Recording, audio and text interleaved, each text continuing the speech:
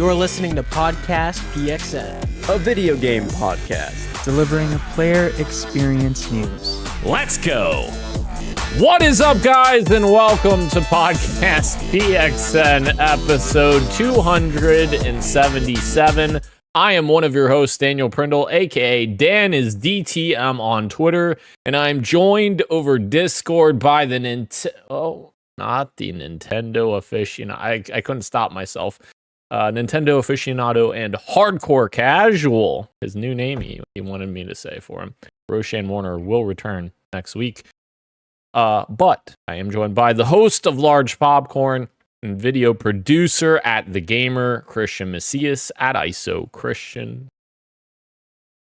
It's very nice to meet you. I'd like to know about... Oh my god. Okay. OpenCritic predictions. Oh, wow. I see. Incredible. New hit single there from Christian Macias.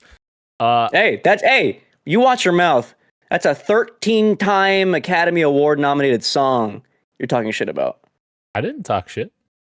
I am. You should be, Dan. You should be talking shit about it. I am. And the reformed Tarkov Teletubby and my fellow Spartan Gage Dempster at Gilbo Biggins. Reporting for duty, sir. Never. I was going to say, you need to come up with a different line for that. But wait, I saw you use that soundboard, but it didn't play. That was weird. I don't know. Something wrong.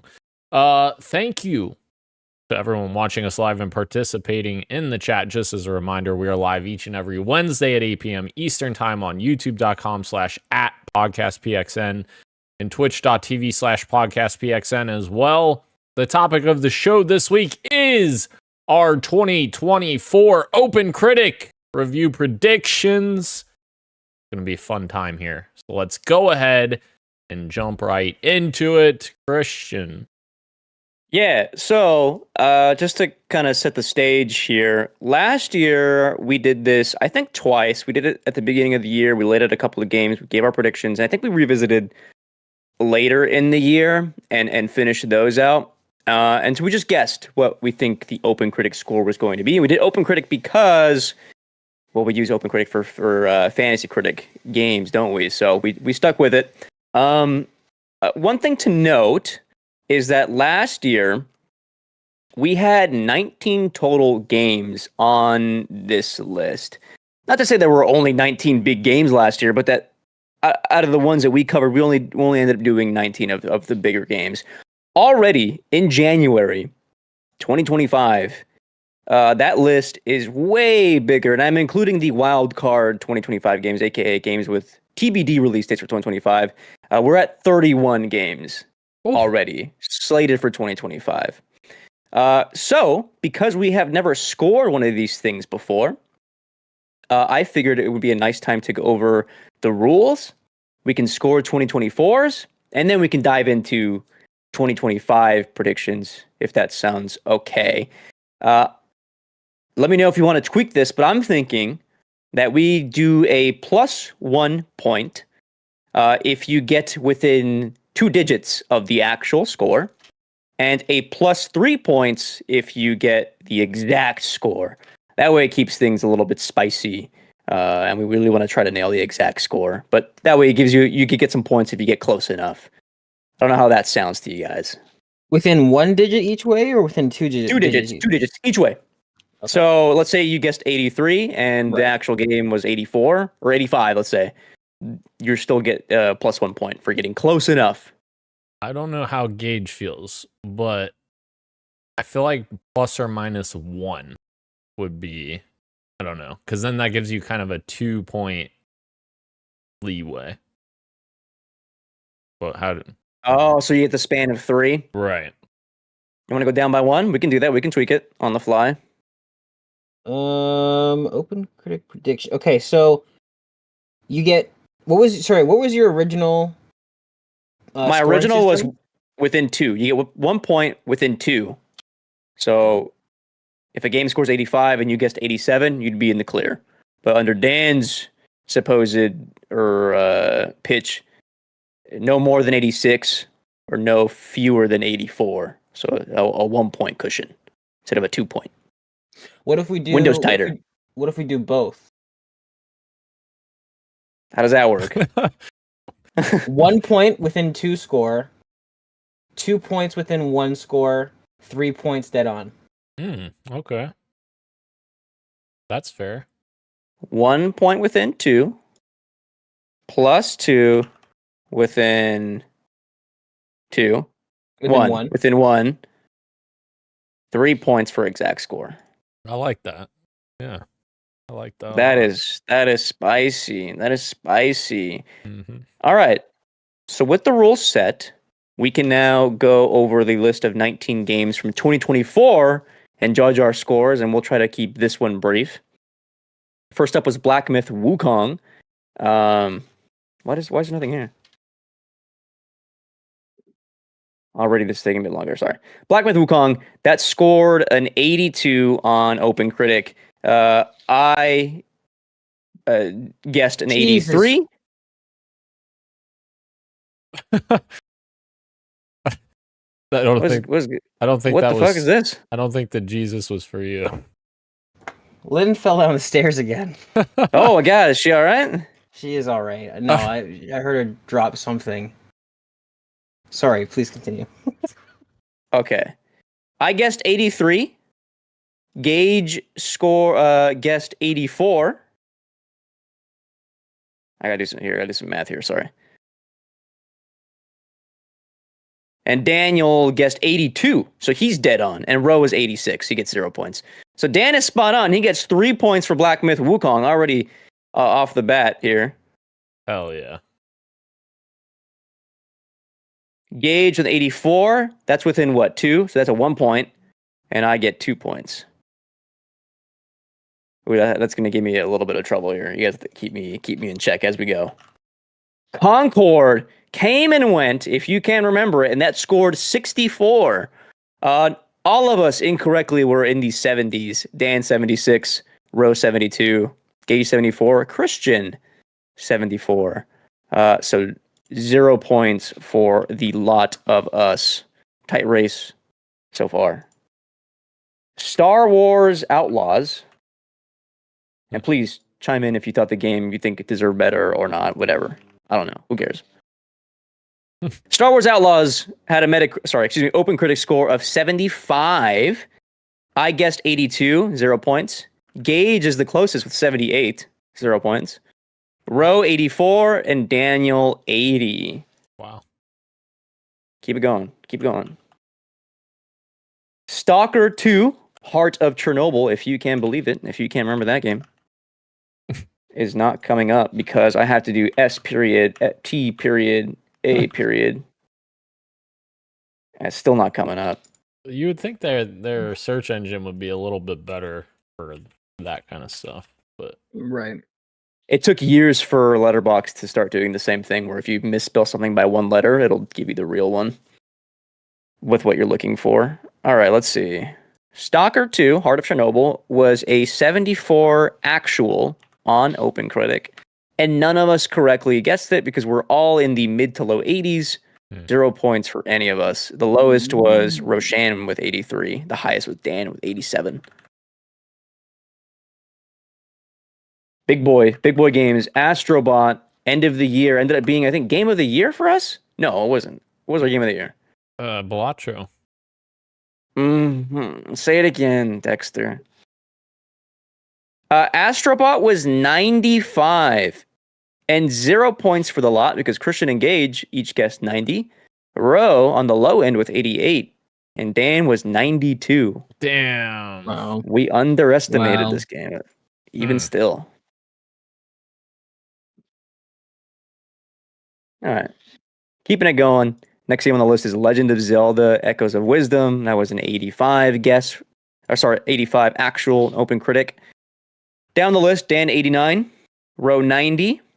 Gage 88 and Christian 89. Still 0 points. The only time we've gotten score was from the very first round, dude. Jesus. We suck at this. No, we're getting close. We're like within one sometimes. Metaphor. Here we go. Points on the board. Metaphor Refantasio was an actual of 92. Daniel with a low ball of 80. Pretty far away. Roshan with 88. Underestimating it a bit. Gage with 82. And myself, 93. So I'm within 1. That's 2 points. I am now at 4 in the lead. Okay. I would like to highlight these as we go. I want to go back to that episode where I say, what? And you're 12 points higher than me. And you were spot on. I don't remember this, but I believe you anyway. No, I'm just making it up. Oh, I'm sorry. Black Ops 6. It's time. Here we go. Actual score, 83. Christian guessing with an 80.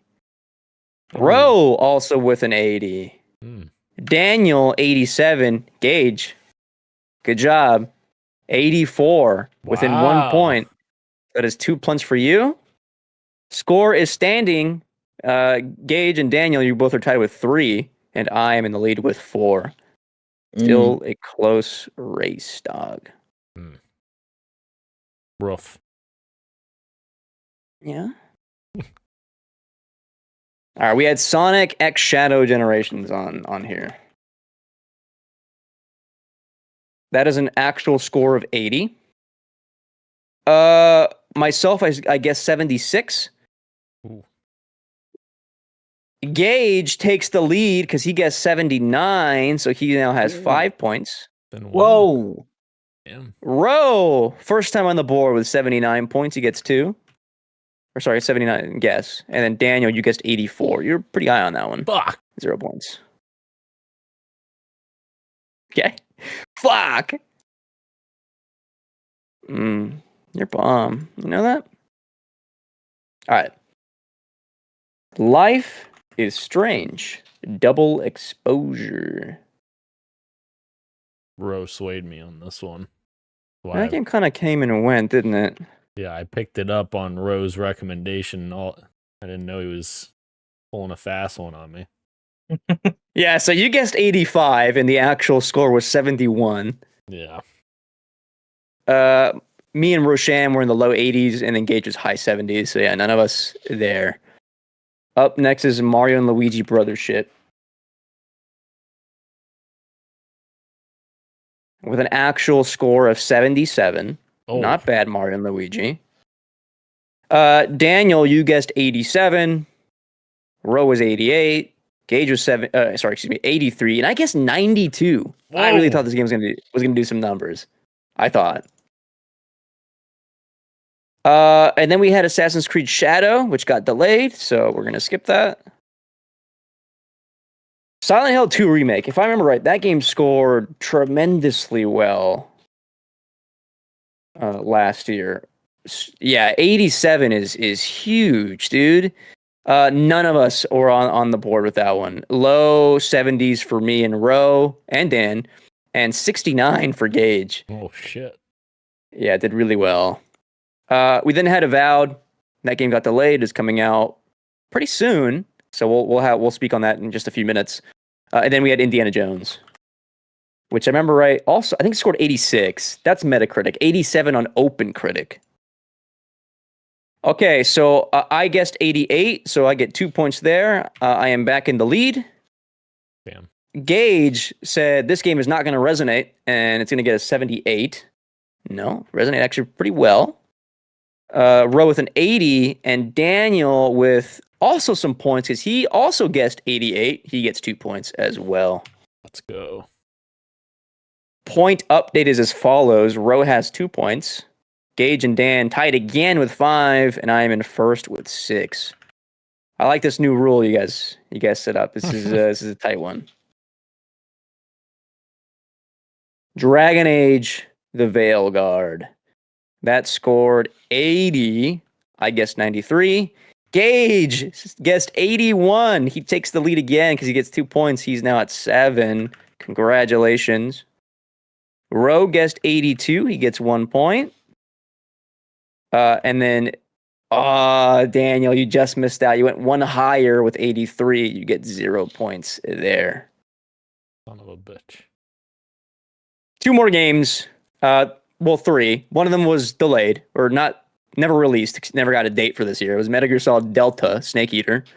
So the actual 2 games are Dragon Ball Sparking Zero, which we'll look at right now. That's an actual of 82. I guessed 87. Nope. 78 for Gage. Nope. 78 for Ro. Nope. And 79 for Dan. 0 points. Almost. I know. It's down to this. It's down to the last game. Can you guess what it was? It is a game that is rated E for everyone. It's a PlayStation IP, and it is multi-platform. PlayStation IP and it's multi-platform. Yep.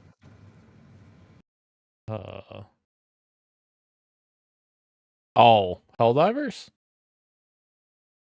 No. No, Helldivers is M, I think. Oh, you're right. Correct. Duh. Yes. Yeah. Duh. Yeah. That is Lego Horizon Adventures with an OpenCritic score of 71. And we're going to close the books here because I guessed 87. Nope. 78 for Gage and Ro. Nope. And 79 for Dan, which means the table ends like this. Ro in 4th place with 3 points. Dan in 3rd with 5. Me in 2nd with 6. And Gage coming up huge with the win with 7 points. Very good. Wow. We're starting off the year. I told you what was going to happen this year. I told you both what was going to happen this year. It's the year of Gage. It's the year of the dog. Eat those hot wings. I got an idea for that. I'll talk to you about it after the show. You know, did I say that we should go for Gage's points? I meant to say we should just do getting them spot on. Right. Just kidding. All right. So here's the breakdown for 2025. Can Gage repeat? So we have 31 games. It's a lot. We'll try to move quickly. The first 11 are all, high caliber, big games, at least AA, with actual firm dates set for 2025. Games 12 to 31 are mostly all slated for 2025. They just have no hard date yet. And then what I did was for about 2/3 of them, I went through and got the OpenCritic score. I got the Metacritic scores for the devs' previous games, so we can give you an idea of how the previous games in the series were doing, or other games that developers were doing, and give you an idea of where typically those games tend to score.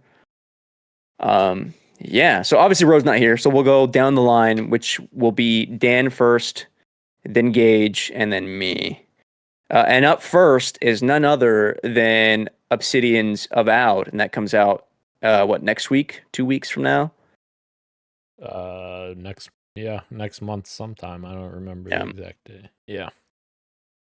Here, I'll pull up the release date, when calendar thing that I have. And then before you give your prediction, you should know that Obsidian actually does really well.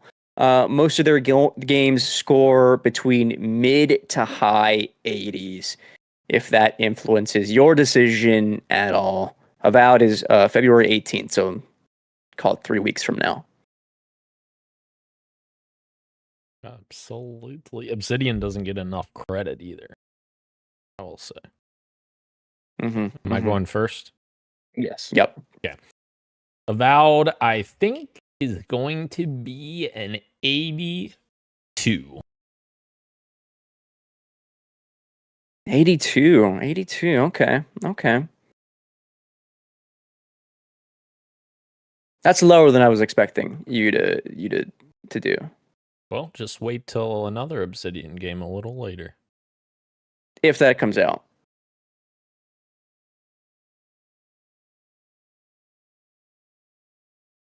Now. Just kidding. Kirk told you congrats, Gage, by the way. Thank you, Kirik. What am I doing? Is it am I going next? Yeah. Okay. I wrote this down in the wrong order. I thought you were going next. Just doing a little drawing here. Keeping track of things. Avowed. We're gonna go with Dan. You actually stole the number out of my head, but I'm gonna just for the sake of keeping things interesting, I'm gonna go 84. Oh wow. You're bum. I was thinking 82. I was thinking 82 dead on, and then let's keep it spicy. I am of the frame of mind that modern review scores tend to be a bit higher, to be honest. What business does Indiana Jones have scoring an 86 and it being like the 30 something top rated game of last year? That's crazy. So with that information, I'm going 86 about still mid 80s. I think it's going to do the numbers that we thought Dragon Age was going to do. Just saying. All right. I hope Kingdom Come Deliverance 2. Actually, I should have put that one first. That game releases before Avowed. And then this game from these developers usually score in the low to mid 70s. Yeah. I'm going to say 70. Flat 70. Mm-hmm. Yep. Somebody on this team here drafted them or picked them up. I mean, Could not be me. Could not be me. me either. Mm-hmm. You? Mm-hmm. Dan, you picked it up? No, Gage. I picked it up. Oh. Why? You'll see. You'll see when the second game comes out and it gets its score. You'll see. Yeah. All right. Then what are you guessing then? See, I just said all that shit, and then I'm gonna give this number.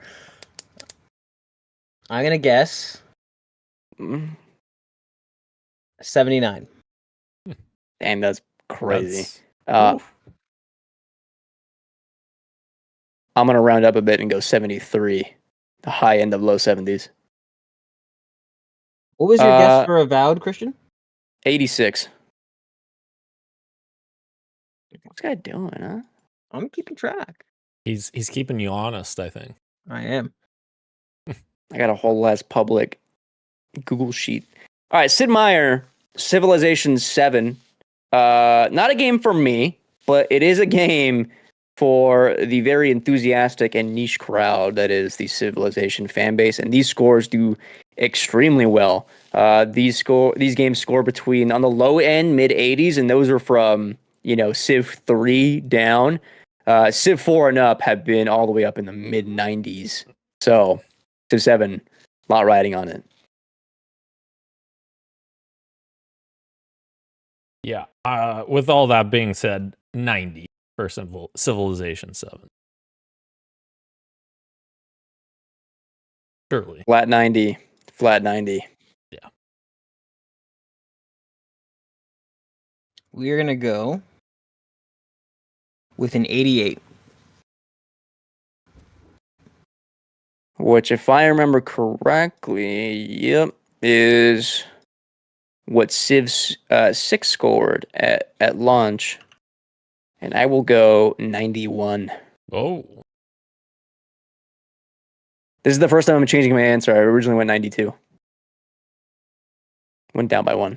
91. Interesting. Did we influence that? You did. Wow. Maybe we wait a minute. Maybe we should sometimes reverse the order then, if we're influencing your All right, picks. I'll go back. 92. Oh, that's a 92. good point, Dan. No.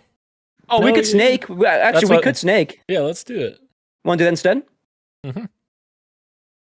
We caught you. We caught what you were doing there. No.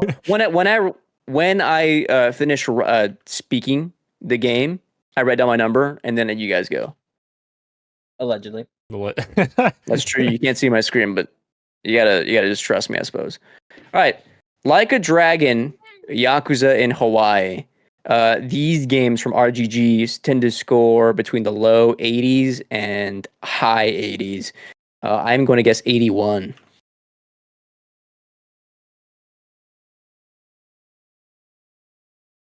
H.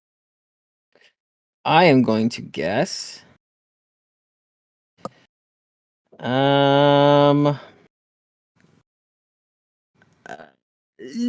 78. Whoa. Shit. That's a major drop for them. I'm gonna I respect it. I'm gonna say 87. I don't know what Christian said. Did you say 87? It's at 81. 81. Okay. 81. Mm-hmm. 87. Solid. Up next is Monster Hunter Wilds. These games in this series tend to score between the mid 80s and low 90s. Dan goes first here. Okay. I'm going to say 89. No, now wait, does that count as me saying 80 because I paused there? Oh, here we go. A little Different fucking game. throwback there. Modern Warfare 2. 2. I think the pause is a bit longer. It was not that long. At least 30 seconds. You Gage, pause. You paused longer than it's taking for your Christmas package to get to Canada. That's awesome. Well, Monster Hunter Wild. This game has got Yi all hot and bothered. So if he's excited for it, I feel like I can't guess that it's going to be higher than like a 72. I'm joking. Don't actually write that down. We Too will late. say. Locked in 72. We will say. What Dan said? 89. mhm. We're gonna say. We're gonna bring it back down to reality and go with 84. Okay, well, we're gonna stay in actual reality and give it a 90 for me. All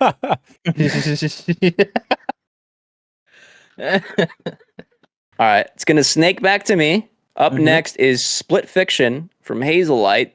A Way Out scored in the high 70s, and then gosh, what was it? It Takes Two was in the high 80s. I think Split Fiction is going to continue the trend, their upward trend. It's going to be massive for them.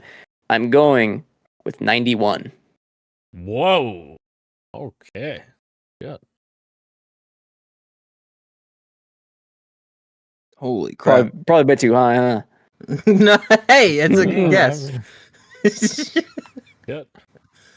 Damn, higher than Monster Hunter Wilds. Like looking at that side by side. Well, whatever. All right, Whatever. Who gives a shit? it goes back to me then.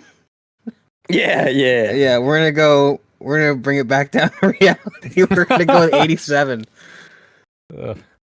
That's a solid guess. I won't lie to you. We're going to go 88. All right. Fuck you guys then. Assassin's Creed Shadows. I know we give Ubisoft a lot of shit, but most of these games in the series score between mid 70s and high 80s. Mid 70s is usually the outlier. Most games of their series are scoring in the high 80s. And that's even the modern ones. Valhalla and the other one, not Mirage. Origins, I think Yes. those are mid to high 80s. So Shadows is up next. Mm-hmm. Mm-hmm. I believe Kind of a this tricky is- one, to be honest. I believe this is the Valhalla team that made this, or like primarily, I guess. I'm going to say 78. Mm.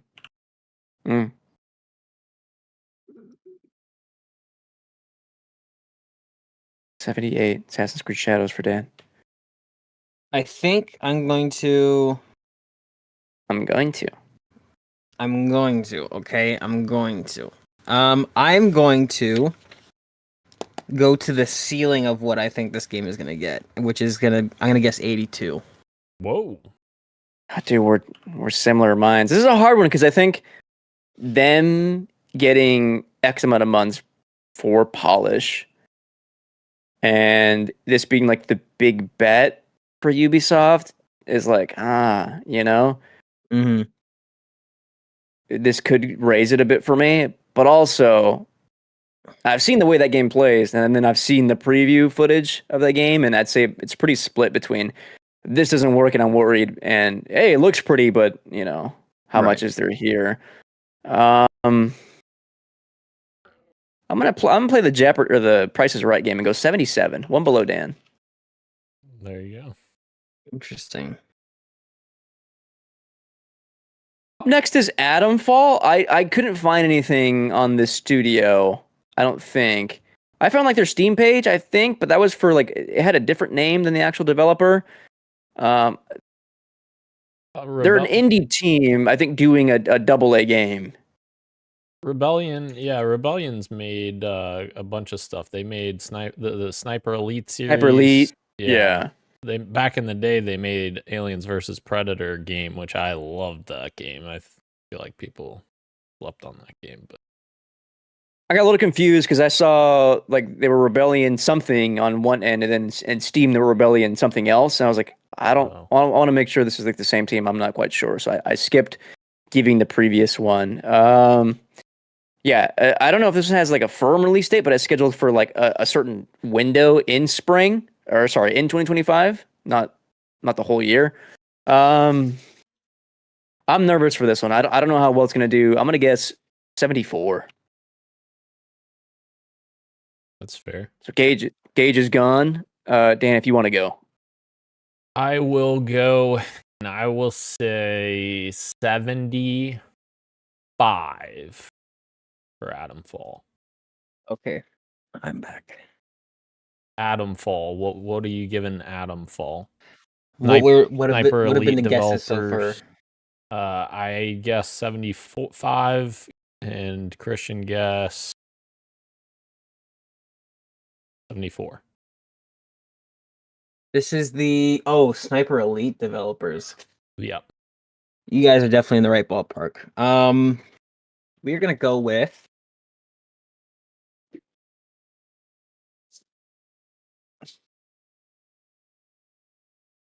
76.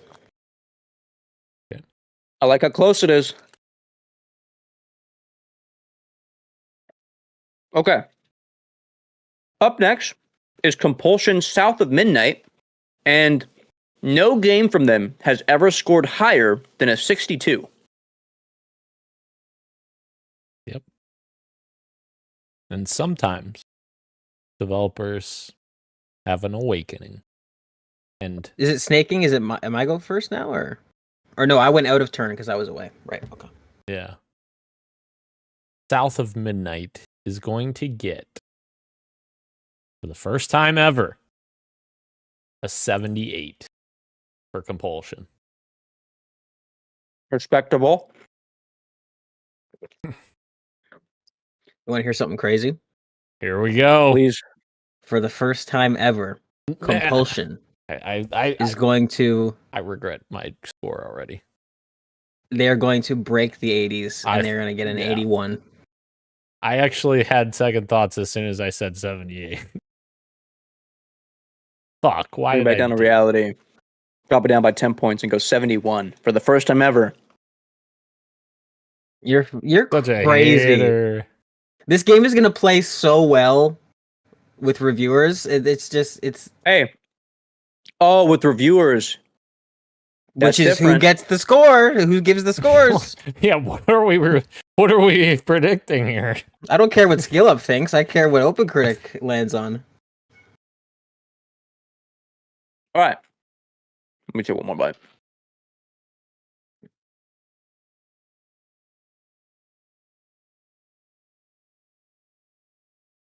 Claire Obscure Expedition 33. This is the indie RPG that Xbox has been showing off at their presentations. That's slated for spring, I think, of this year. It's their first big game. It looks really pretty, but I don't know how well it's going to do.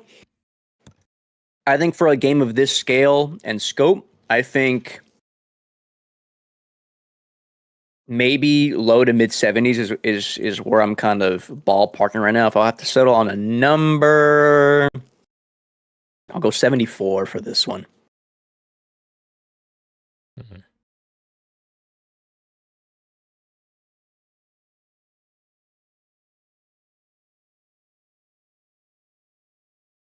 I'm gonna go 75. I feel like the story of this game kind of sounds interesting, although this game is not for me whatsoever. I'm gonna say 76. Wow, you went higher. I did, just slightly. All right.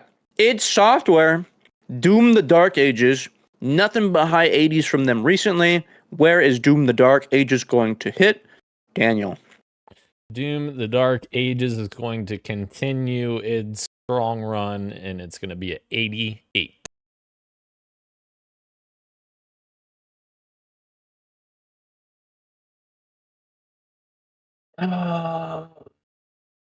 Doom the Dark Ages. Yeah, 88 sounds right. I'm gonna guess.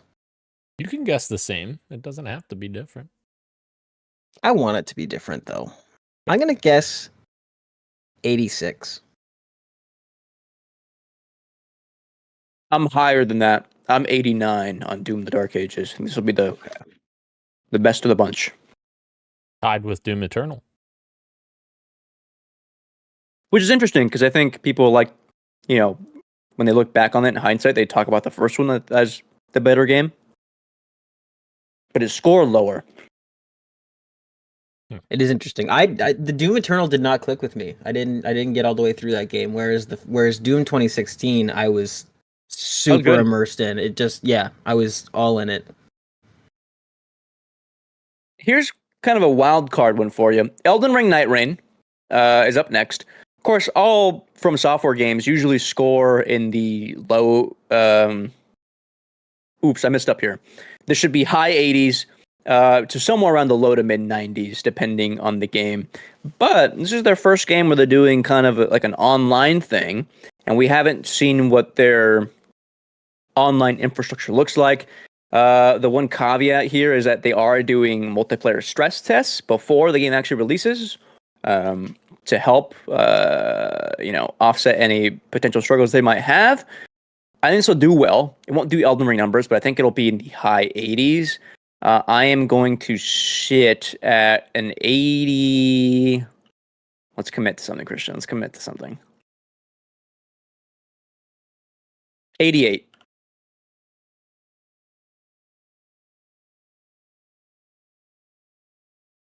I feel like of all the games that we've talked about so far, this is the hardest one to try and pinpoint. Like you said, it's such a curveball. I'm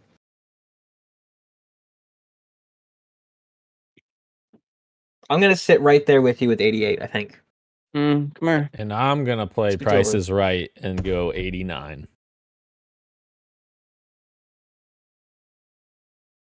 Engage and I get points on this one, and you don't. See? We'll see what happens. I'll laugh when it gets a 90. All right, Dan, let's see what happens when we get to Remedy's FBC Firebreak. Remedy's games tend to score between the low 80s, and up until recently it was high 80s with Alan Wake 2. Mm-hmm. Yeah. FBC Firebreak, I am going to say 81. I will be guessing a clean and even 80. And I'm right there with you guys with 79. Okay.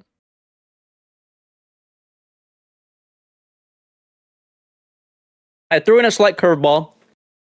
We don't know a whole ton of this game, but it also has been in PlayStation presentations, similar to Clair Obscur, Expedition 33. This is Hell Is Us, the action-adventure game. I don't have any dev numbers for you here. This is me. I'm going to go 78.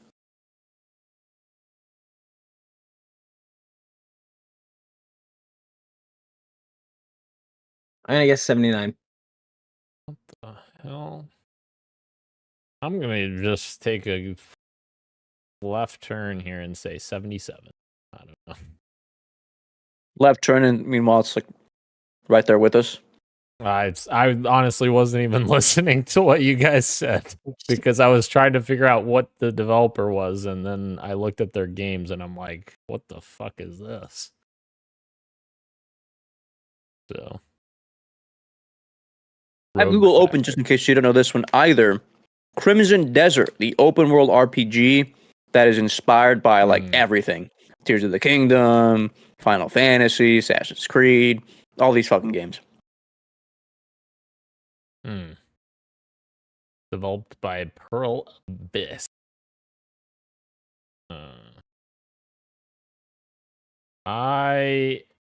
Black Desert, is that game even? Never even heard. Crimson Desert. No. Black Desert's already out. Right, that's I'm another one sorry. of their games. Yeah. Crimson Desert is the I'm gonna say 69 for the memes. You're bomb. Yeah, I think this game is a lot. I'm gonna go 72. I'm on the higher end. 75. It'll be for Interesting. somebody. It'll be for somebody. Where the fuck is this game? This is replaced. Oh yeah. And I'm up first. I'm gonna go with flat 80. 2.5 D. I feel like that's very safe. That's a good. This thing has been in the oven for so long that is it gonna be a little dry when it comes out? You know what I mean? Is it gonna be a little like it's tough? It does look incredible. I'm deciding between what my heart wants and what my brain thinks is likely. I think the gameplay will be good. I think the story might be a little underwhelming. I'm gonna throw an 82 out. I'm gonna tell you something absolutely insane from my brain here. Nobody gives a fuck about the story in this kind of game. I'm gonna say it's an 86. Wow. Have you seen like how Sifu reviewed? It was the exact same thing. I got ding points because of the story. I feel like Sifu's not the same game, is it? It's a different. Isn't that more 3D? Yeah, but it's the same. It's like an action like combat game. Yeah, I feel like I hear what you're saying, but I feel like there's a different perception around like a 2D platform, not platformer, but platformer. Yeah. Yeah. I mean, it's like a action platformer, I guess. Speaking of where the fuck is this game? Here's what gets really crazy now. We gotta like just go for the actual wild cards. Hollow Knight Silk Song. Hollow Knight and Hollow Knight Void Heart. They have different reviews, but those are both. I think Hollow Knight was 88, and I think Void Heart was flat 90. If that helps. Is it for Silk Song? Yep. It does. I think I'm gonna say 89 for Silk Song. Is it ever gonna come out? Who the fuck knows? I'm gonna land on 91. Yep, me too. I only on 80. No, yep. If it comes out. When it comes out. and Rogue gets huge points. I don't think Rogue picked it up. I think I picked it up. That was last year. Rogue picked it up this year. Now, who picked up GTA? He picked up GTA first. My first pick was Hollow Knight. Yeah, true. Because you were last. Wait, what? Right. Oh, yeah. Sorry. Yeah, it took you a fat minute. It took you a Modern Warfare pause to understand that one. You said last, and I thought you meant last picking, but I got what. We got there in the end. All right, let's speed it up here. Metal Gear Solid Delta. I will go first. Let's go 89.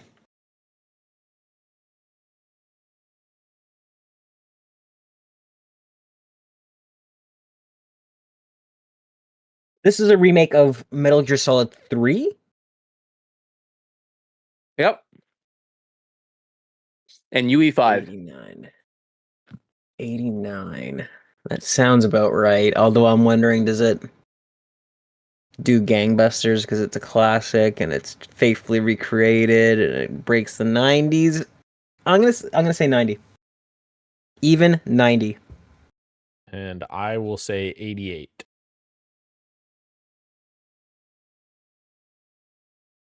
All right, Dan, you've been waiting for this. Oh, I have. Outer Worlds 2.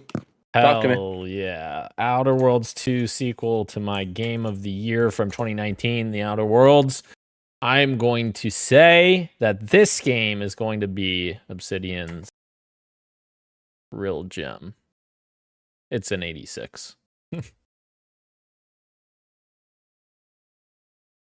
Wow. It's a 94 in my heart, but 86. You think this is gonna score higher than Avowed?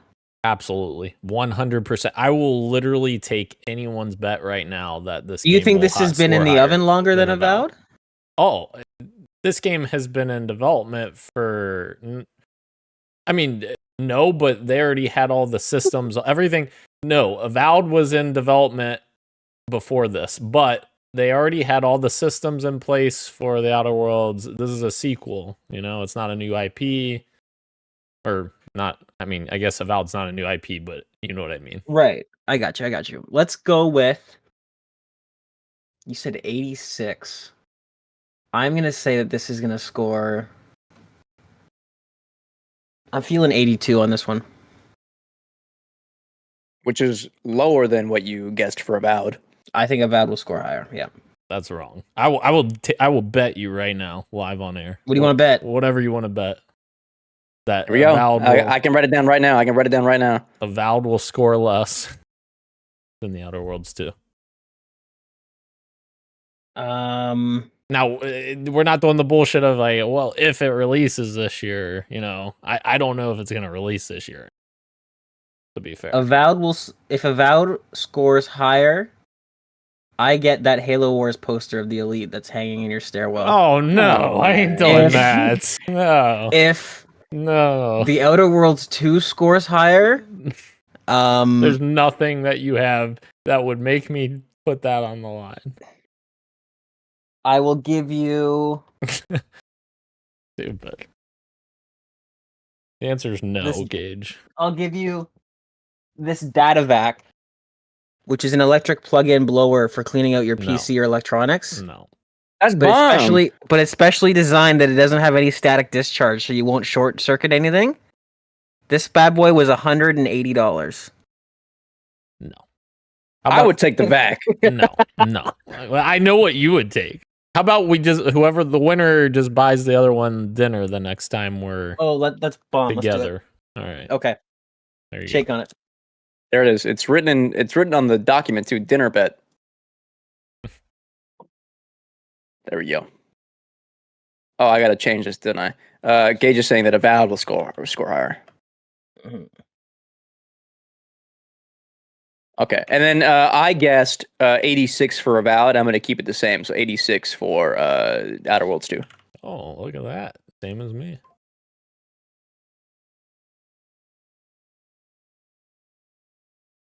I can't prove this, but I had that number before you said it. I believe you. All right. I threw rematch in here because it is the next game from Slow Clap after they did what was it, the first one? Absolver and then Sifu. Rematch is the soccer game that they're doing. It's multiplayer. Big question about multiplayer for me here. I'm gonna go 77. I'm in the same ballpark. I think it's one question of what will the multiplayer work and will it feel good, and it's another question of does this team know how to monetize and have a reward progression track, et cetera, et cetera. I think there's a lot of variables. I'm gonna say 79 is my guess. Oh, okay. And I'm gonna squeeze right between you guys and say 78. I wish I was going first for this next one. Metroid Prime 4. Metroid Prime 4, which is it coming this year? Did we get definitive? I think it Well, did. It had the date on the last trailer. Okay. Actually, I think both trailers maybe, but you should know that these games score between the high 80s to high 90s. Mm-hmm.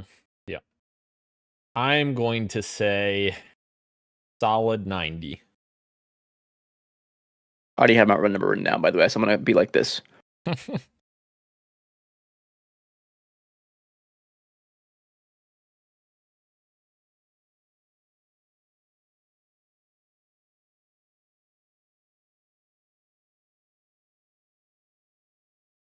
Hey, Christian, go next. I don't know. I don't know. I'm 94. 94. 94.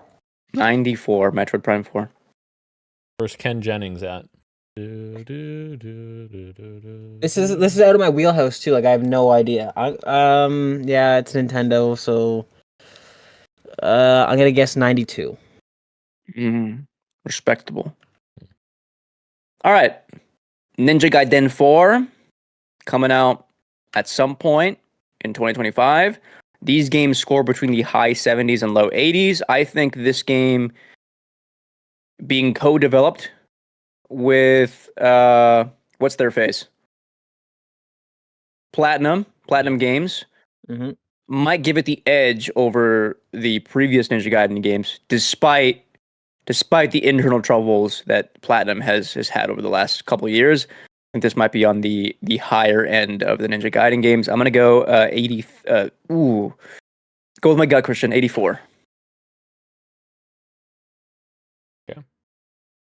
I am going to go with a solid 81. I'm gonna go. I'm kind of in this. Yeah, I'm not gonna change my answer. 81 is also what I was thinking. All right. This next one is a total guess for me. Pokemon Legends Z to A. Pokemon Legends what? Z to A. Okay. Like, you know, Amazon is A to Z, but this is Z to A. And Arceus or Arceus, whatever, however you say it, that did pretty well. 84. Oh, shit. That game looked ugly, though. Yeah. I'm going to say 85. Slightly better.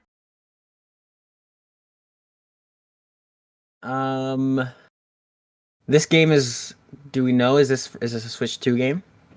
Probably. I don't know. Probably both, I would imagine. Yeah. Right, but it's being developed for Switch 1. That will be playable on Switch 2. Yes. But sometimes reviewers skew that. Like, they'll play it on the Switch 2 mainly. That's what I'm trying to think. Yeah. Oh, wow, this performs really well. Because otherwise, there's been, people are starting to get tired of the performance issues. I don't know. Right. I'm going to go 81. That's also what I went with, 81. Yeah. Up next is Death Stranding 2. And I will tell you right now that the original scored an 82 and the director's cut scored an 85. I'm going 90. I love that for you. I'm in La La Land over here. I'm going to bring it back down to reality, and we're going to go with 83. People get it now. They didn't get it then. They're going to get it now. His name is Bridges because he's connecting humanity His name like is a bridge. Man Landwalker. Because he's a man that walks on land. Oh, his name is John Naked Ass. He's gonna make fun of an actually original name. Petty John? Officer Master Chief 117. All right, 84. 84. Biblical. Another Sony exclusive, Ghost of Yote. Sucker Punch usually score games in the low 80s, and that's including the better reviewing games of Infamous. Mm-hmm. I'm gonna say 85. You and I are pretty similar. Nice. I'm going to go 84. I'm one higher than Dan. I think 86. I think this will be their best reviewed game. After polishing from Ghost of Tsushima. All right, we got a couple more games to go. Looks like 6 more. Fable. It's a huge question mark for me. It's developed by the Forza guys. What's their name? Forza Horizon, guys. Playground Games. Playground. I am not sold on this Fable, if I'm being honest. I haven't seen a lot of it. We haven't really seen a lot of it. We've seen gameplay. Well, Dan? Yeah, 83. solid bet. I think my heart's telling me that I'm right there with you, 83.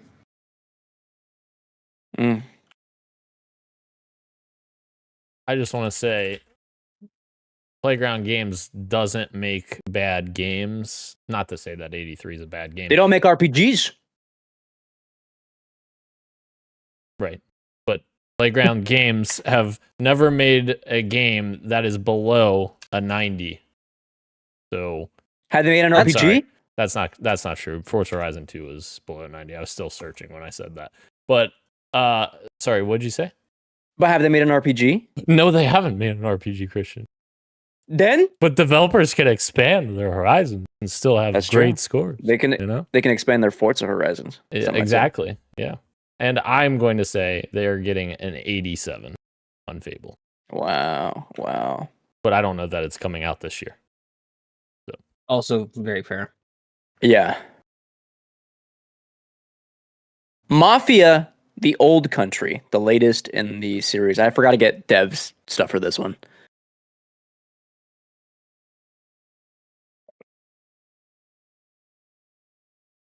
Oh, this is me.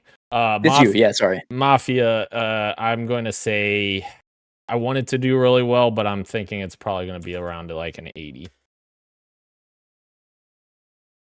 I'm close with you. Go ahead. What was that? 78. And I was 79. So 80 for Dan, 78 for Gage, 79 for myself.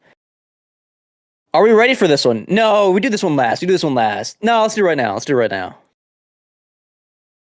The big one.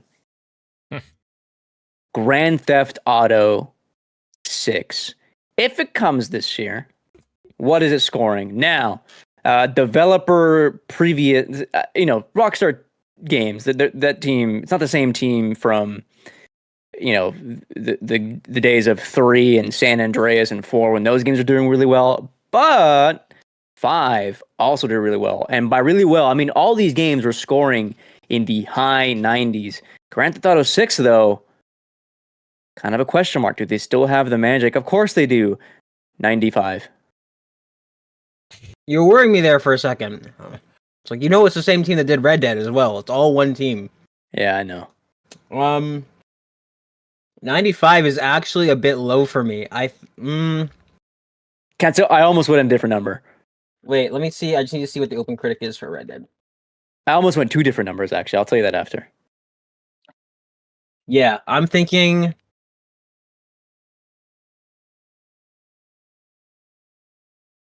Red Dead 2 is an all-timer, though. I think GTA 6 might be in the same category. I'm gonna guess 96. Wow. That was my second. Yep. Yeah. I No. pivoted at the end. Now, I could meme you guys right now and say that it's going to get a 50 or something because I don't think it's coming out this year, just for the hell of it. But I'm not going to, just on the off chance it does come out this year. So I'm going to say 95. Sky. 95. My first guess was 92. I was like, I think it's going to be lower. I think people might be a little bit over it. And I was like, no, who am I kidding? It's GTA. 96. And I was like, no, it's too high. 95. I think Dan goes first on this one. That's Judas, the next game from Ken Levine's new studio. Yes, I hope. I don't have numbers on for them because they're a new studio. Well, not necessarily. They are, but they aren't.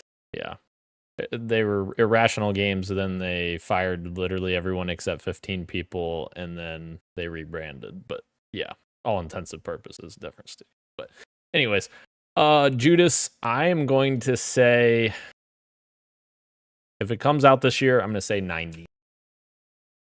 90? Absolutely. Have you seen his other games? I have, yeah. BioShock and Infinite, both very high. Very high. Judas is going to get an 84.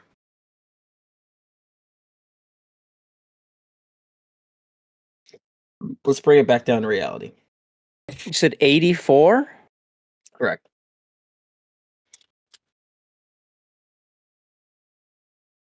Man, you guys are convincing me. You're gonna guess the 70s.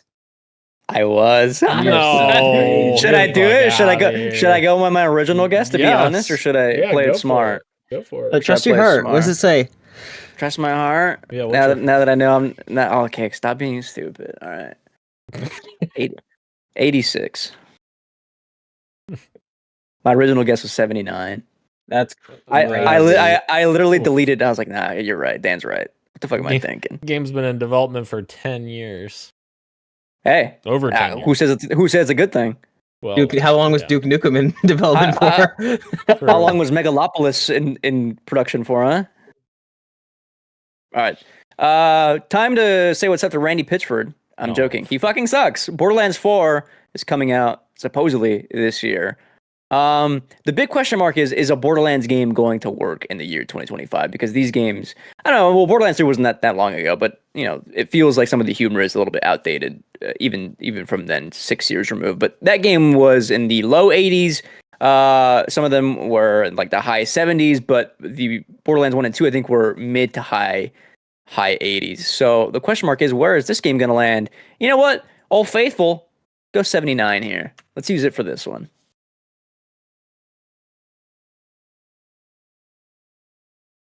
79, eh? I think there is a chance that this game scores below Borderlands 3. 79 is in the ballpark. I'm gonna go 78. I'll be honest. I wrote down, because I had a list here, I wrote down 79. But since Christian, you said that, I'm saying 80. And I was going to say, my joke was going to be, it's going to be 79. And then Randy's going to flip out on Twitter because it's 79. Right.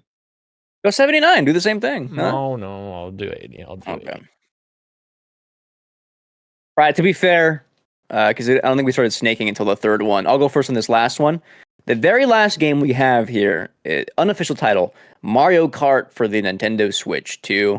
And I am guessing 91. And just to have you guys know that most of these games score between the mid 80s to low 90s.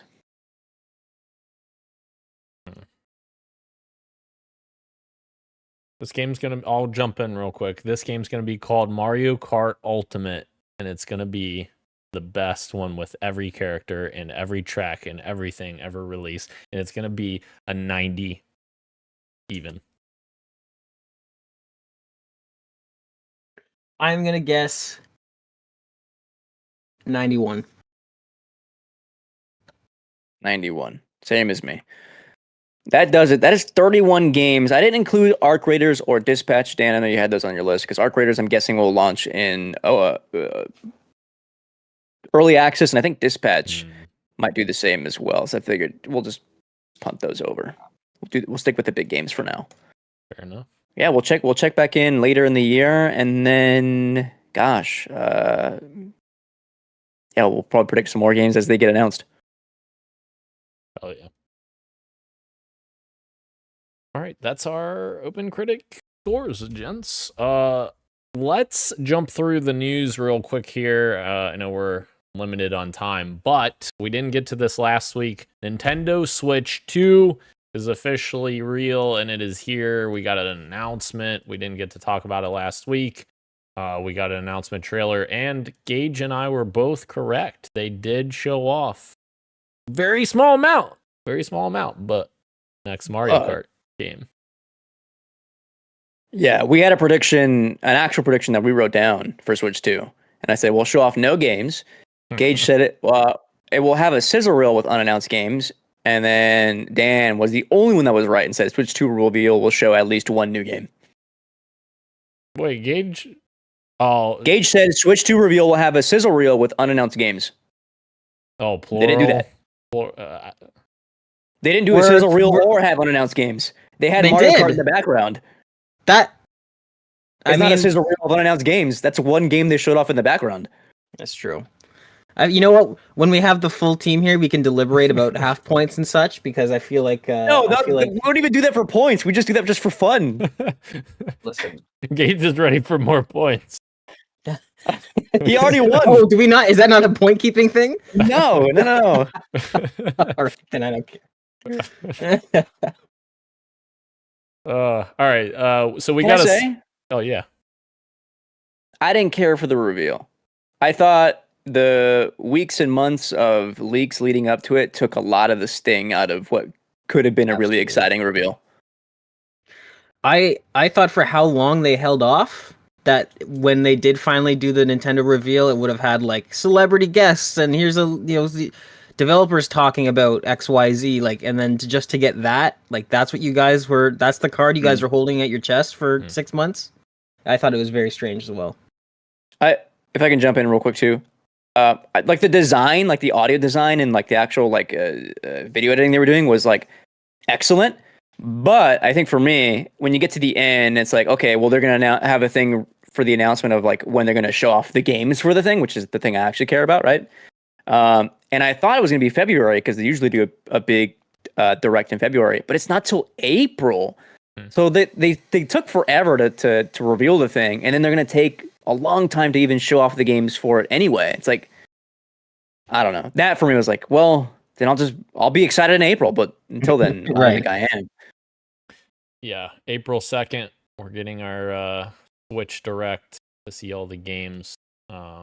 Which the rumor, I think, is that it's going to release in May or June. Last rumor we saw. Mm-hmm. Crazy. That's crazy, huh? Yeah. Summer release. 25% tariffs. Or whatever. Or is it 200% from Taiwan? I forget. I think he said it was 100% tariff. Can't wait. We'll see. So excited for the future of this. Oh, sorry, I'll stop.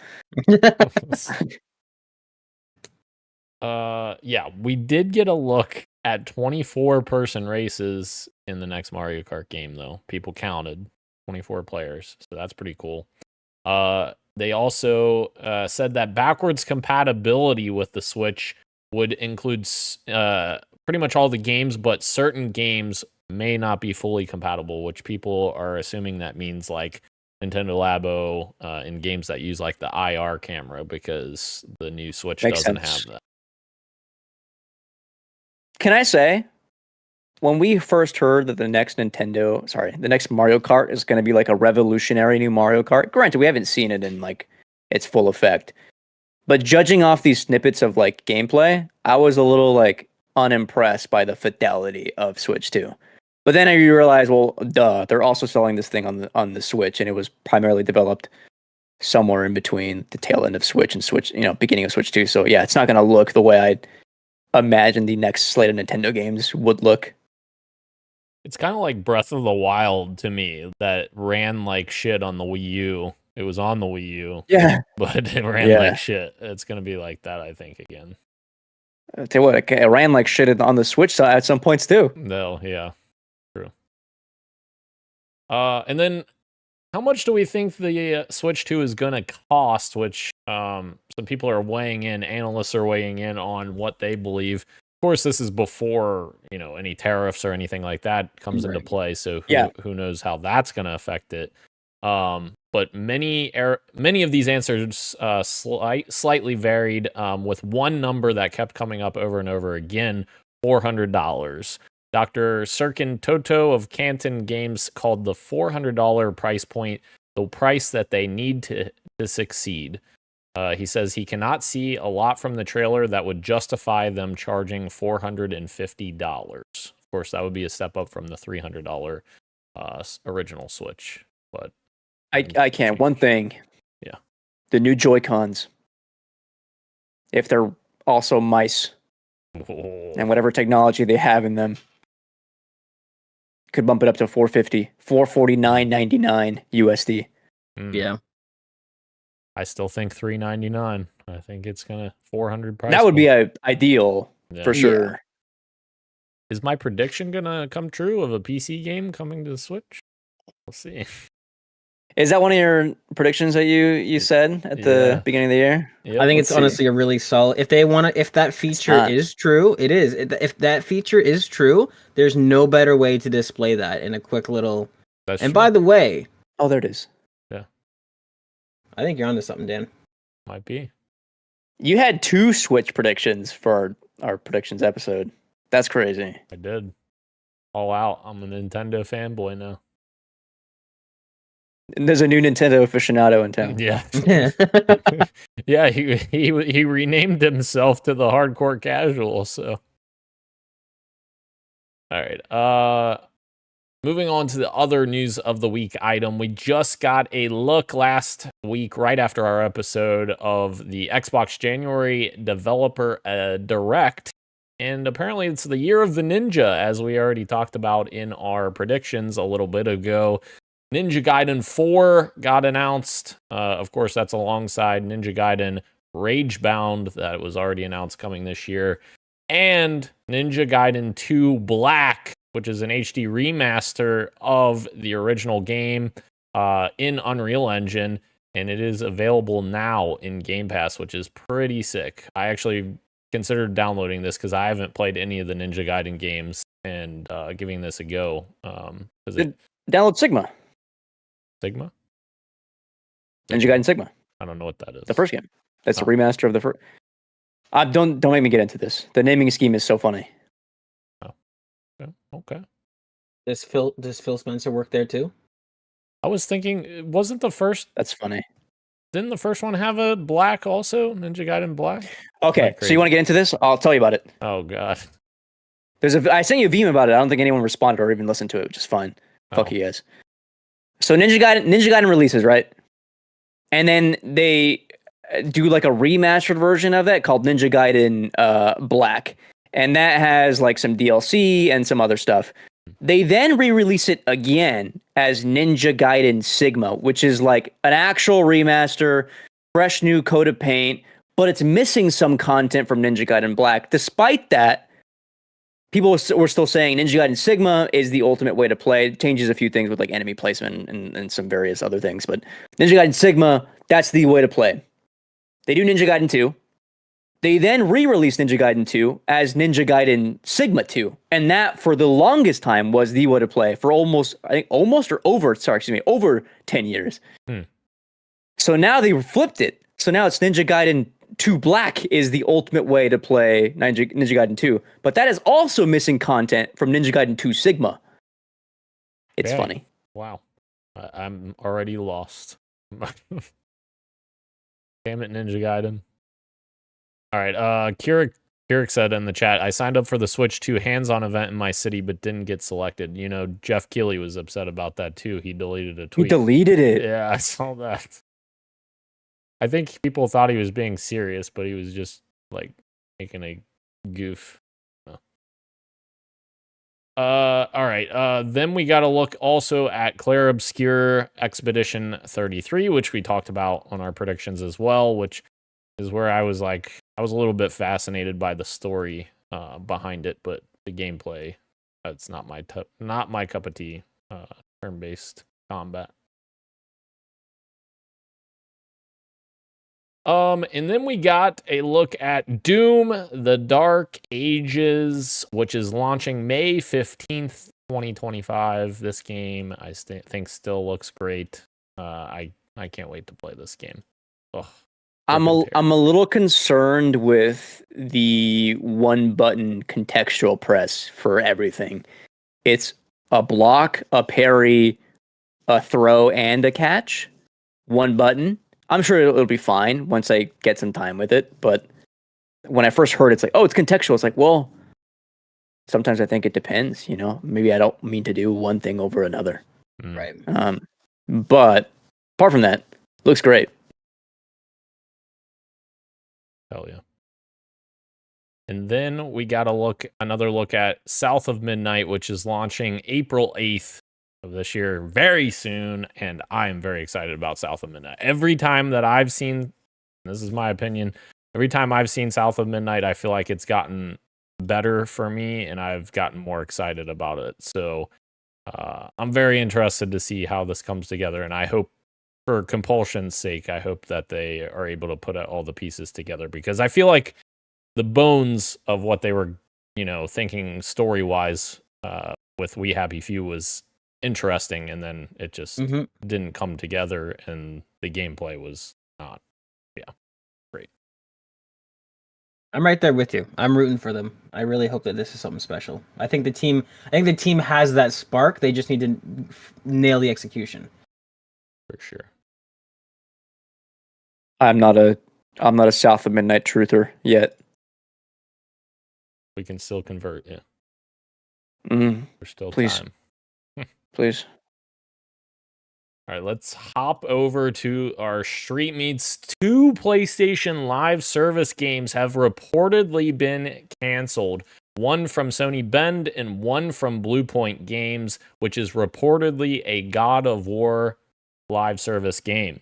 And reportedly a third game has also been shut down, that being the Horizon MMO game. So 3 possible games shut down on PlayStation's side, which makes us continue to ask what is coming this year from PlayStation, besides the couple we talked about.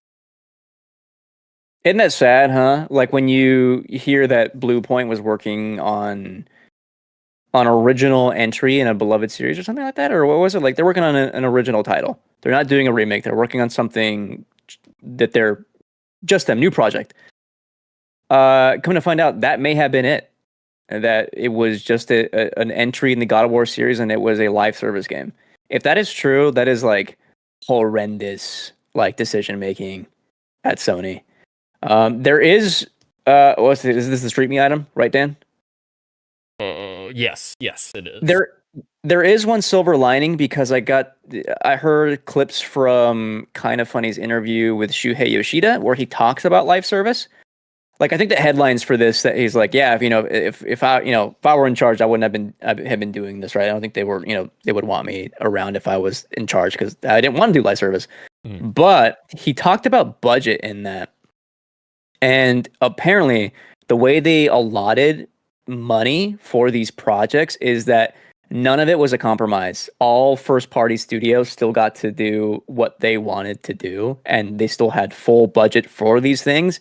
The live service stuff was just like additional money thrown at them, which I guess is the one positive you can take from it, is like at least budget for these teams, they weren't allocated for something else. They weren't forced to do something else. But yeah, when you look at it on paper and you see that, like, here are like the, let's say 15 games that we knew were coming from Sony. And they're all live service, and now a handful of them, more than half are canceled, and some of them are from teams that we haven't seen in almost the entire generation. That is when it's like, well, this is depressing, because then, like, what did we buy these consoles for?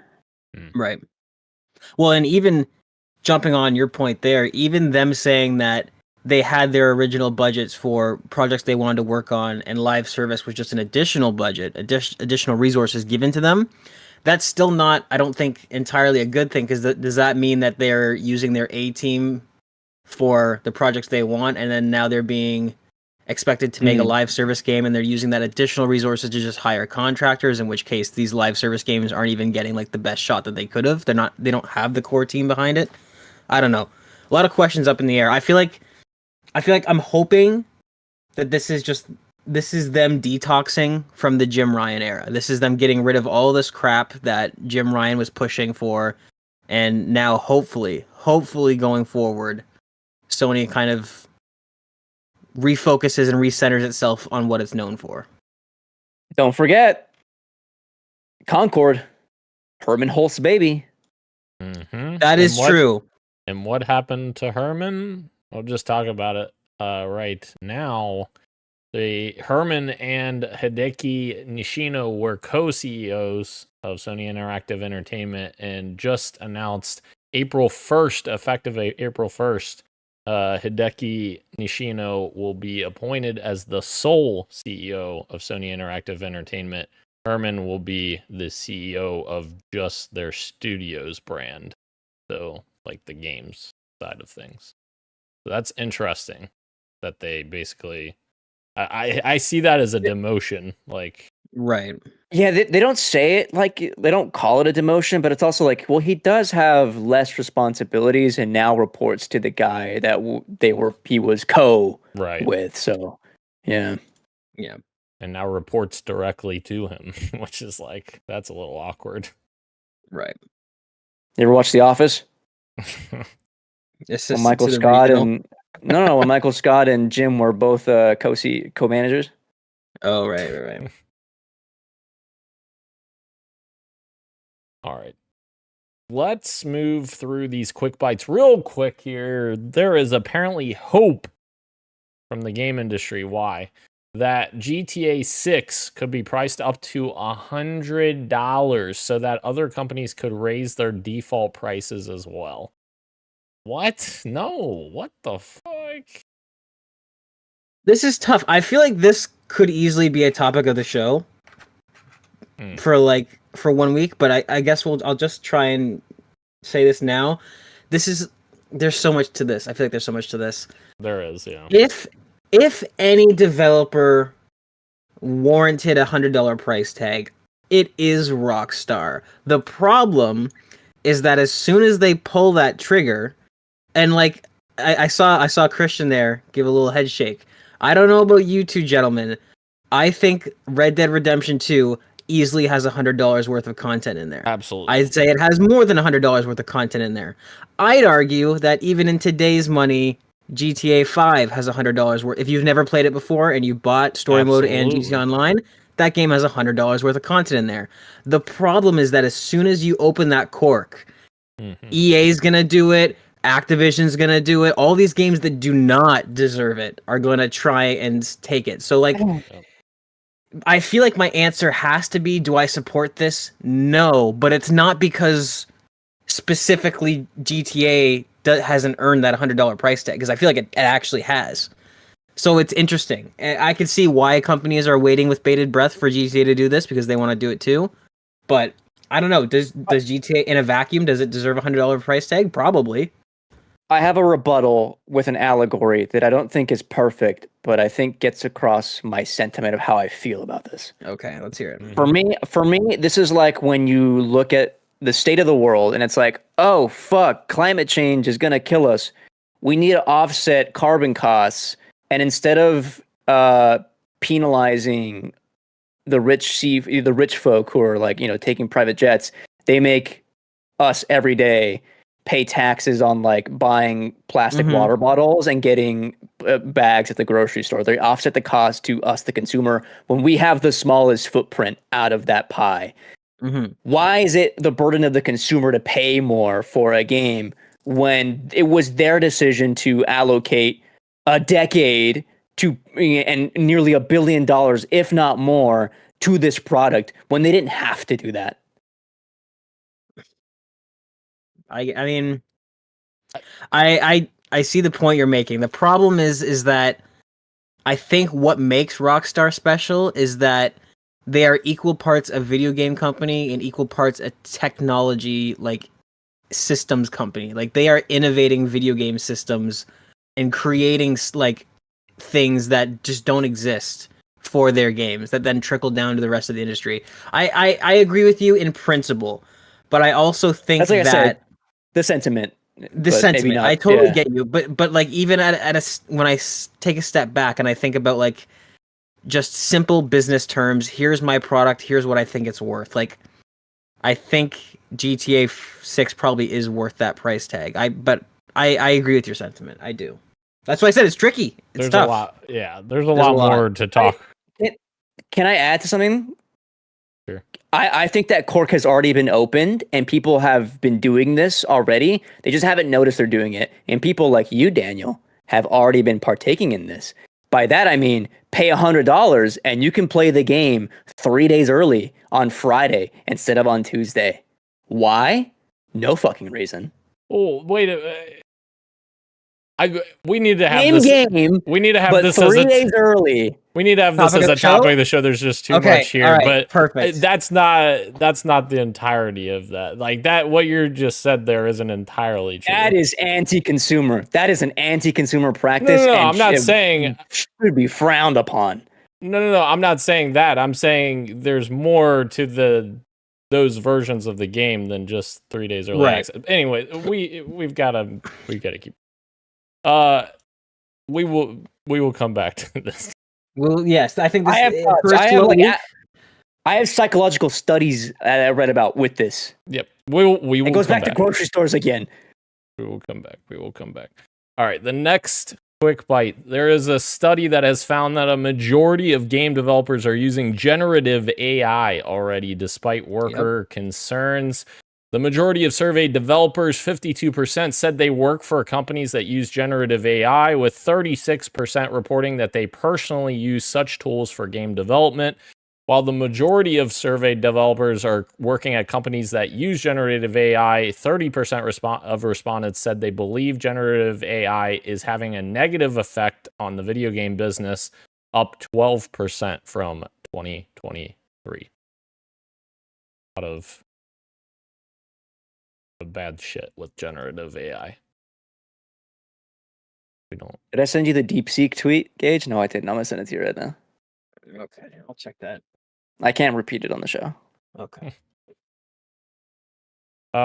Here's a quick one. The Sonic 4 movie has a release date of March 19th, 2027. It'll finally be the first movie that Christian Macias loved. Okay. For 2026? In the Sonic 2027. All right.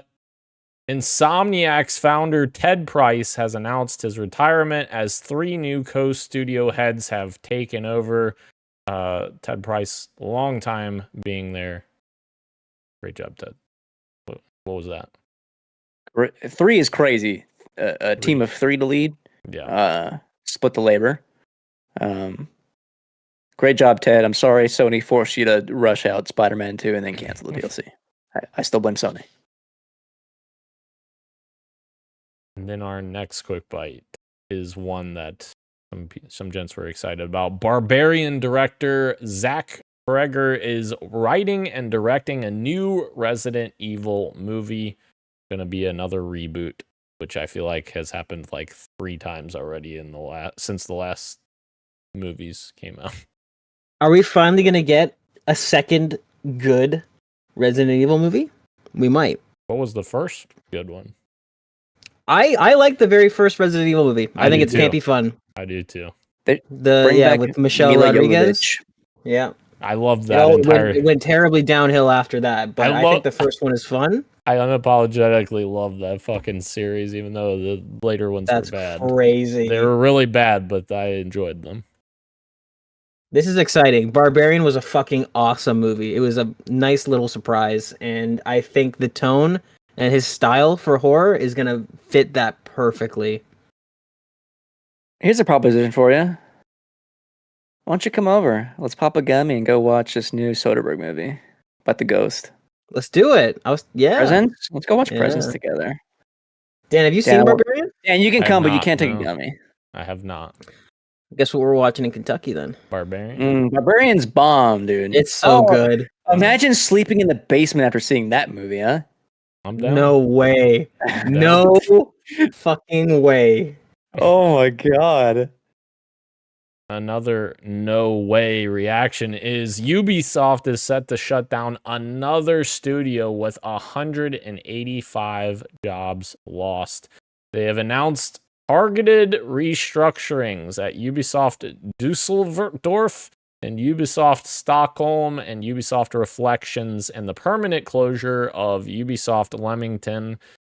Unfortunately, this should impact 185 employees. So I guess I was about to ask the question, does this count as a major restructuring? It says restructuring in the statement, but is it a major restructure for Gage's predictions? No, this does not count as a major restructuring. Okay. That's okay. If I would say if we get 2 more similar announcements of scope, then maybe all bundled together, that might be something, but that's not what I was thinking of. I was thinking of something a bit bigger than that. Okay, make sure you write that down, Christian. It came from Gage's mouth. All right. The next quick bite. People Can Fly has been announced as a co-development partner for Gears of War E-Day. Of course, People Can Fly made Gears of War Judgment back in the day. They also made Bulletstorm. So some experience with Unreal Engine teaming up with the Coalition seems like a good partnership here. Our next quick bite. PlayStation is dropping the PSN account requirement for some PC games, which is very exciting for people who do not want to use this feature. This change means you can play single-player PC games like Marvel's Spider-Man 2 without logging in. Also, games impacted as well would be The Last of Us Part 2 Remastered, God of War Ragnarok, and Horizon Zero Dawn Remastered. Good. Surprised that it's funny because like if you're to put it on paper, seeing all these things, the cancelization of these live service things, decoupling the PSN requirement from single player games on PC, and you pair that with when Jim Ryan left, it's like like I said, you're totally seeing wait, people don't like this. Okay, wait, people don't like this. Okay, wait, let's reverse course. Very good. Good Sony. We're back to being good Sony. That is true. Almost. I would like a bit more games. We're not fully there yet, but the pendulum's starting to swing back. Yeah, you know what? Bring back Factions, huh? Bring back Factions, bring back SOCOM, bring back Sly Cooper. All right, we're moving on. EA is restructuring Bioware after Dragon Age The Veilguard's release. EA said, General Manager Gary McKay said in a statement here, they're taking this opportunity between full development cycles to reimagine how we work at Bioware. Given the stage of development, we don't require support from the full studio. We have incredible talent here at Bioware, and so we have worked diligently over the past few months to match many of our colleagues with other teams at EA that had open roles and that were a strong fit. So it seems like they're focusing back on Mass Effect only, but it seems like the other people that are kind of in limbo, I guess, are going on other projects with other teams at EA. Are we concerned about Mass Effect? I don't know. I hope it's good. But... Sure. Hope the writing's good. Yeah, absolutely. Kirk says, so it's not a layoff, it's actually targeted restructuring. And then he said, so it's not layoffs at BioWare, it's just musical chairs. Fair. Very much. All right, our last quick bite. Beyond Two Souls is getting a video game TV adaptation by Elliot Page's Page Boy Productions, I think. Yeah, Productions, who has acquired the rights for video game developer Quantic Dreams product to develop a Beyond Two Souls television series. So, there we go. This reminds me of another story. I've already forgotten what it was, but it was like maybe it's a Borderlands movie where it's like, oh god, you're like a decade. You're a decade too late on this idea. You're about a decade too late on this concept. You could have released this when the game released, and I would have said it's too late. That's a very good point. Yeah, don't ever release fucking something like Borderlands movie. Jesus. Hey, you went twice. No, I didn't. I went once. Didn't you? Oh no, it was the once. No. But you said that was too many times. Yeah, it was awful. All right, let's do a very quick fantasy draft check-in because I don't think there's any major updates. There is one pickup for $7 from Rose Devil Publisher, which is, of course, Christian's team. He acquired Ninja Gaiden 4 with a bid of $7. I thought about picking up, but then I was like, I don't think these games really review that well, maybe. Solid 80-something points is all I need. That's fair. That's exactly what I said about Borderlands 4. Dan, there is an update to Fantasy League. Somebody's in the lead now. Oh, there are Somebody's actual in the points? lead. Oh, there is Wait till points. tomorrow. Wait till tomorrow. There is points. I didn't realize there was actually points here. Rift. Who's in first place, Dan? Hang on, we're getting there. Rift. Who's in first until tomorrow. Just letting you know. Rift of the Necrodancer has released and gotten reviews, or maybe shortly released. I don't know. Has gotten review scores. It is at an 82 on OpenCritic, and Gage has 12 points on the board. The first team on the board for 2025. There you go, 12 points. Gage is in first place for the first time ever in Fantasy Critic. For one day. Just wait. Wait till tomorrow.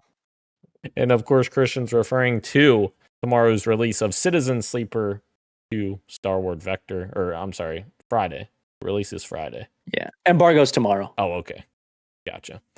And then Gage has Kingdom Come Deliverance 2, where he's going to lose all of his points on February 4th. Just kidding, Gage. And then Gage has Rift of the Necrodancer on February 5th, which is already... Well, it's already hit embargo. Okay. Already, embargo's out. Sorry, yeah. Already came out. Yes. Yeah, that's what we just talked. My bad. Civ 7 is out February 11th, etc., etc. Boom. All right. That's what you take first. Maybe.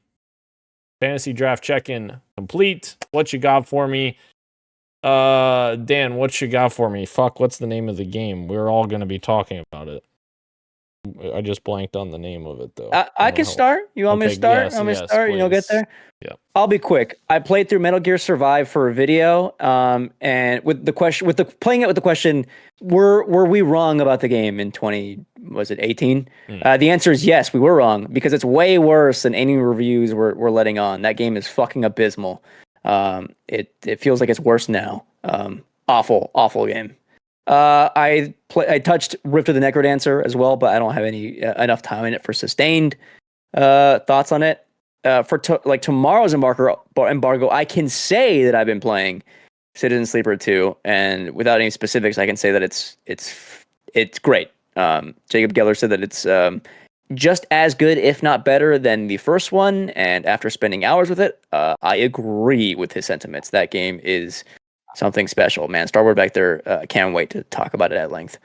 And then the game that Dan was referring to is Lonely Mountains Snow Riders, which I think is very sneakily up there already, and as a contender of Discovery of the Year. It gets better and better, and it wasn't until everyone logged off and it was just Gage and I linking up our points in a team race going down the slope when all of it was starting to click. It took a long while, and I was very frustrated for the opening, call it 2 hours, but with some time on the board, it has gotten better. There are some minor tweaks that I think would make the game a stronger version of the game, but still, what a fun time. I will shut up so that Gage and Danny can talk about it. So, Discovery of the Year, Christian? Did our rules change? No, it's not. Did our rules be eligible for Game of the You're Year. right. Yes. Yeah. Thank you for keeping me honest. Yeah. Game of the Year contender. Lonely Mountains. Honestly, I'll just go next real quick. Christian, as soon as I joined you guys to play, the first words out of your mouth is, Dan's going to hate this game. I fucking love this game. This game's awesome. This game's great. It is frustrating sometimes, with the camera angles, especially. But, this game is a lot of fun. Even when you lose, it's a lot of fun.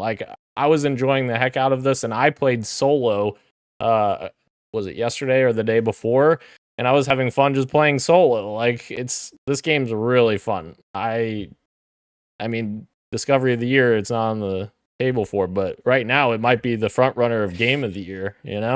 Nothing else is out yet. So yeah, I mean, well, now it's one of those games. Dan, you brought this up where even when you're losing, it's fun.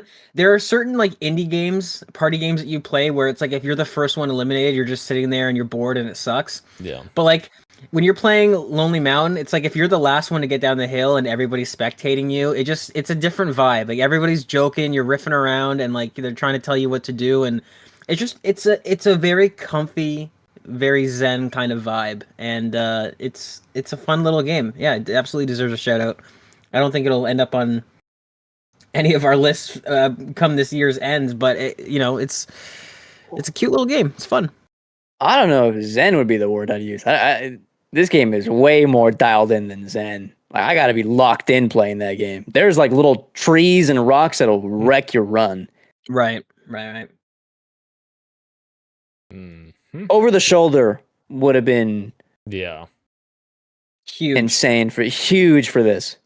Like we're throwing it around too much, and I definitely don't mean this, but if it was over the shoulder, it's like okay, all timer territory. Like not actually, but kind of. Like it's also a very beautiful game. Like it just looks right. The art style is awesome, and the way they use depth of field, it makes everything look better. Especially the snow in the distance when you just see the little glittering of the sun reflecting. It's good stuff. And being able to see everyone's paths through the snow, and like that's super cool to see. Like or if you're playing solo, seeing your different runs where you have different paths of snow, that's really cool. And that's something I miss from playing SSX, even the reboot of SSX. I can't remember what year that was, 2009 or something. Like that snow technology was just unbelievable to me, like seeing how good that was. And now this game has very good technology as well, that I love how the snow looks and interacts with the environment. Yeah, it's really cool. I know Gage said he wanted to get into some abiotic this weekend, but honestly, if you wanted to just like pop a beer, open up a beer, and just play Lonely Mountain some more, I'd be down for that too. Hell yeah. Well, sit back on the couch. You and I always have an extra hour or two after everybody goes to bed. That's true. We're gonna get into it one way or another. No, well, hold on. We can't, because the hour or two is going to be dedicated to something else this weekend. That's true. I see. Mm-hmm. What? All right. Thank you again to everyone joining us live on YouTube and Twitch, as well as podcast services everywhere, including Apple Podcasts, YouTube Music, Spotify, and everywhere else you get your podcast. Thank you, Christian. Thank you, Gage. Roshan will return. I am Daniel, and this has been Podcast PXN, and we are out. Much love, and keep on gaming. Adios.